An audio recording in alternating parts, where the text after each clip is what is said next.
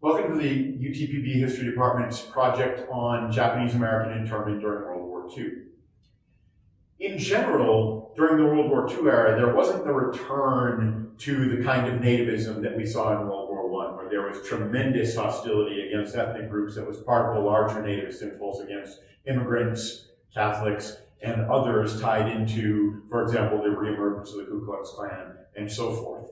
However, there was one main exception to this, and that was the response to Japanese Americans and anyone of Japanese descent during the wartime period as the result of the attack on Pearl Harbor.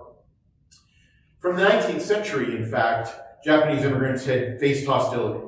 They were perceived by many to be economic competition, intruders in a white man's country, and despite the fact that most Japanese Americans were law-abiding, many were successful at running small businesses and at really furthering themselves through education, prejudice against them continued to emerge periodically through the 1930s and into the 1940s, with Pearl Harbor causing a wave of hostility and creating the myth of the Yellow Peril about Japanese and Japanese Americans, the threat that they posed.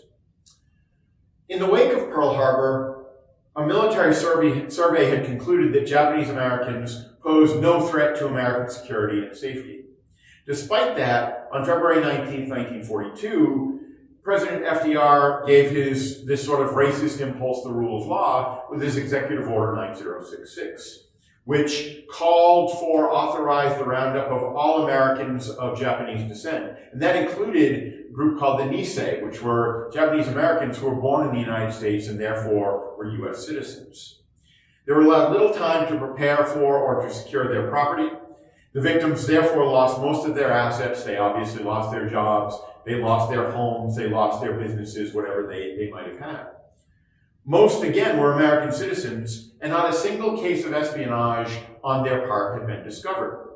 Still, Japanese Americans were sent to makeshift relocation centers, basically makeshift prison camps in remote areas of the West and Southwest, and across the Great Plains, where they were penned in by barbed wire, armed guards, and so forth for more than 3 years.